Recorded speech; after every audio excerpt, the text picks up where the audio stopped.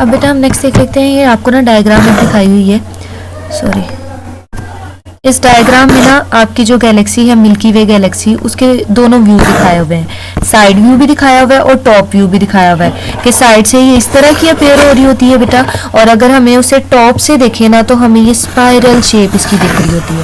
So that's why we can say that जो Milky Way galaxy है it is of spiral shape, right. उसके बाद आगे देखिए बेटा हम देखने लगे हैं सन के बारे में, ठीक है। और मैंने आपको बताया जैसे सन है इट इज अ स्टार।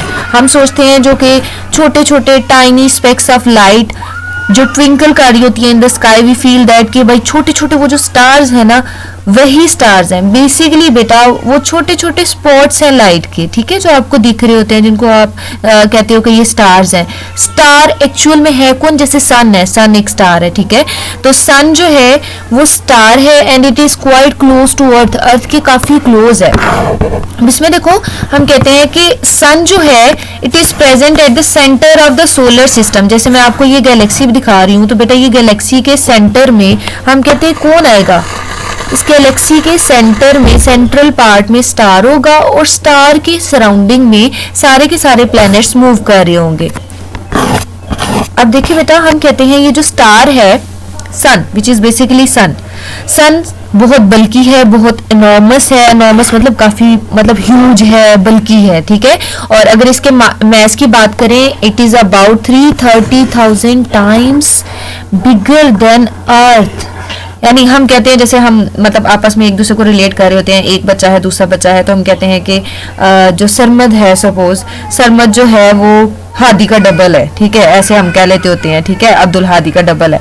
तो अब देखो जरा अर्थ जो है, अर्थ इसके हिसाब से बिल्कुल छोटी सी है और सन उसके 330,000 टाइम्स बड़ा, मतलब बहुत बड़ा है।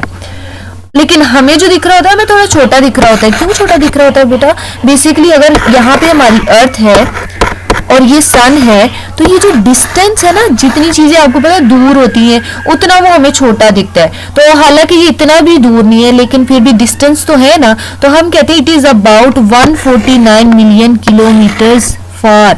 यानी ये जो डिस्टेंस है यहाँ से लेके यहाँ तक इट इज अबाउट 149 किलोमीटर, इतना थोड़ा नहीं है।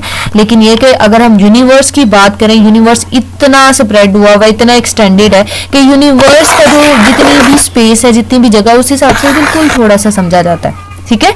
तो हम कहते हैं कि ये हो गया हमारा सन विच इज अ स्टार, ठीक है। और इसकी अगर हम बात करें मैस की, it is about 330,000 times bigger than our earth. और अगर बेटा इसके डायामीटर की बात करें तो इसका डायामीटर कितना है, 13,84,000 किलोमीटर। डायामीटर क्या होता है बेसिकली बेटा, हम कहते हैं, एक सेकेंड, हम कहते हैं कोई भी स्फेरिकल चीज होती है, ठीक है, स्फेरिकल मतलब कोई भी सर्कल सी चीज है, जैसे ये है, ठीक है, इसका सेंटर से सेंटर पॉइंट होता है ना जिसको आप ओरिजिन ओ करके लिख लेते होते हो, लाइक सेंटर पॉइंट। एक सेकेंड बेटा,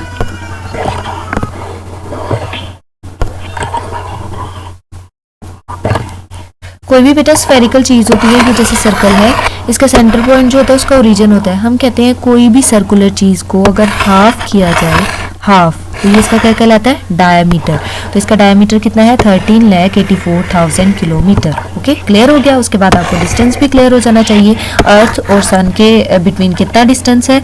उसके बाद बेटा हम देखते हैं कि जो सबसे करीबी स्टार था ना वो सन है, उसके बाद जो हमें करीब पड़ता है ना इट इज अल्फा सेंटूरी, ठीक है।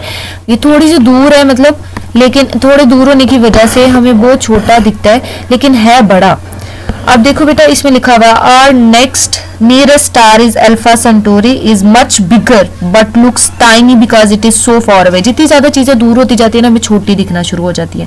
तो नियरेस्ट स्टार हमारा सन है, उसके बाद जो हमारे करीब स्टार है वो कौन सा, अल्फा सेंटोरी। उसके अलावा बेटा जैसे मैंने आपको बताया ना गैलेक्सी है हमारी मिल्की वे गैलेक्सी, हमारी गैलेक्सी के करीब कौन सी गैलेक्सी है आपने ये सर्च करना है, बल्कि आप मतलब मुझे बताएंगे, मैसेज करके बताएंगे कि मैम हमने सर्च किया है हमारी जो नियरेस्ट गैलेक्सी मिल्की वे के अलावा बन रही है वो कौन सी है, ठीक है। थोड़ा सा मैं आपको दे देती हूँ, ए से स्टार्ट होता है, ठीक है। उसके बाद बेटा हम कहते हैं कि सन की फॉर्मेशन कैसे हुई, कि सन बना कैसे। साइंटिस्ट ये बिलीव करते हैं कि सन जो है वो गैस और डस्ट पार्टिकल से मिलकर बना हुआ है एंड अगर इसकी एज की बात करें तो काफी पुराना है, 4.6 बिलियन ईयर्स अगो, काफी टाइम हो गया तब से भाई जी साइंटिस्ट के अकॉर्डिंग सन बन रहा है। एज ए मुस्लिम हमें पता है बेटा कैसे अर्थ जो है वो आई एग्जिस्टेंस में, कैसे सारी चीजें अल्लाह ने बनाई है, ठीक है।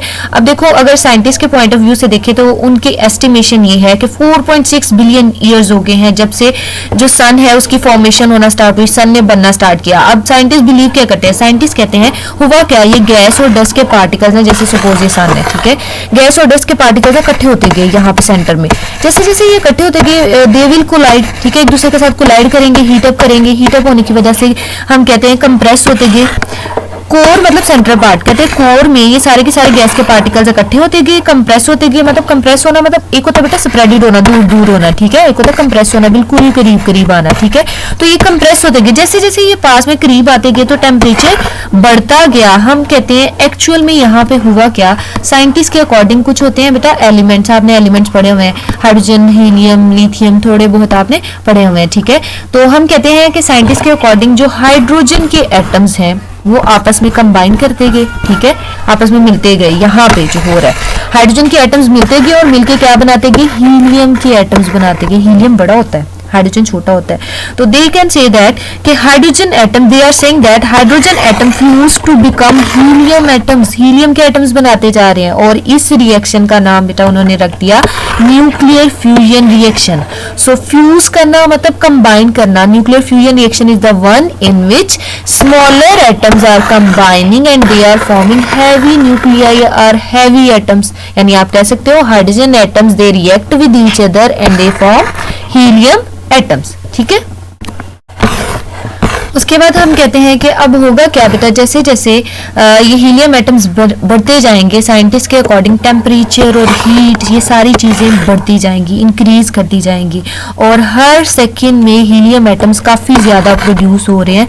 इनके प्रोडक्शन की वजह से ही हीटअप हो जाता है सन, स्टार जो है हमारा, ठीक है। इसी वजह से हम कहते हैं कि सन का कोई टेम्परेचर भी है, एस्टिमेटेड टेम्परेचर मतलब एस्टिमेट लगाना, मतलब बेटा इसका ये मतलब नहीं है कि उधर कोई गया और जाके भाई सन अपना टेम्परेचर मैं थर्मोमीटर लेके आया हूँ तो चलो तुम्हारा टेम्परेचर मैं ये करता हूँ। एस्टिमेशन ही होती है जो कि डिफरेंट मेथड के थ्रू, स्पेक्ट्रोस्कोपी, रेज के अकॉर्डिंग, रेज आती है ना तो रेज से ना कुछ एस्टिमेट लगाते हैं कि ऑलमोस्ट इतना होगा, ठीक है। तो ऑलमोस्ट जो है हम कहते हैं कि सन के कोर पे, सेंटर पे कितना टेम्परेचर है, एक सेकेंड, 1500,000 बेटा 15,000 काफी ज्यादा है ये तो, मतलब 1 करोड़ 50 लाख इतना ज्यादा टेम्परेचर है, ठीक है। ये सेंटर पे है। उसके बाद हम कहते हैं इसकी सरफेस पे कितना टेम्परेचर है, it is about 6000 degree centigrade. इतना कम नहीं है वैसे, है ना, लेकिन अगर सेंटर के अकॉर्डिंग देखा जाए ना तो हम सोचते हैं सेंटर में तो बहुत ज़्यादा, तो सरफेस ठीक है, तो भाई इतनी भी ठीक नहीं है। आपको पता है कि अगर हम सरफेस पे इतने ज़्यादा टेम्परेचर को अगर हमें फेस करना पड़े तो हमारा कुछ ना रहे बेटा। इसके साथ ऐसे सेल्फ के क्वेश्चंस हैं, इन क्वेश्चंस को आप देखिएगा, ये क्वेश्चंस बिल्कुल इस टॉपिक के अंदर से ही हैं। उसके अलावा ये जो लास्ट वाला क्वेश्चन है ये आपके डिड यू नो में है, तो हर चीज़ काफ़ी क्लियर है। एक दफ़ा इसको पढ़िएगा, कुछ समझ नहीं आएगी तो आप मुझे मैसेज कर दीजिएगा, मैं इंशाल्लाह आपको रिस्पॉन्स करूँगी।